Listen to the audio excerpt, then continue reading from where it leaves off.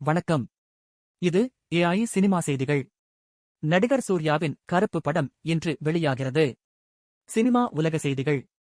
RJ. Balaji இயக்கத்தில் சூர்யா த்ரிஷா நடித்த கருப்பு திரைப்படம் படப்பிடிப்பு முடிவடைந்த போதிலும் ரிலீஸ் ஆகாமல் தொடர்ந்து தள்ளிப் போய்க்கொண்டே இருந்தது. பின்னர் கடும் போராட்டத்திற்கு இடையே ஒரு வழியாக மே 14 தேதி நேற்று படம் ரிலீஸ் ஆகும் என்று படக்குழுவினர் கடந்த மாதம் அறிவித்திருந்தனர். இதையொட்டி பணிகளும் மும்முரமாக நடைபெற்று வந்தன. இதற்கிடையில் நேற்று முன்தினமே மதுரை உள்ளிட்ட சில மாவட்டங்களில் முன்பதிவு நிறுத்தப்பட்டதாக தகவல்கள் வெளியானது.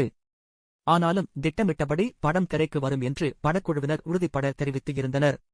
உலகம் முழுவதும் கருப்பு திரைப்படம் நேற்று ரிலீஸ் ஆவதாக இருந்தது. ஆனால் படம் நேற்று ரிலீஸ் ஆகவில்லை.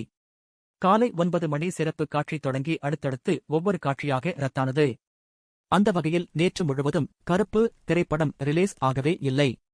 சினிமா பற்றிய உடனுக்குடன் செய்திகளை அறிய இணைந்திருங்கள். நன்றி.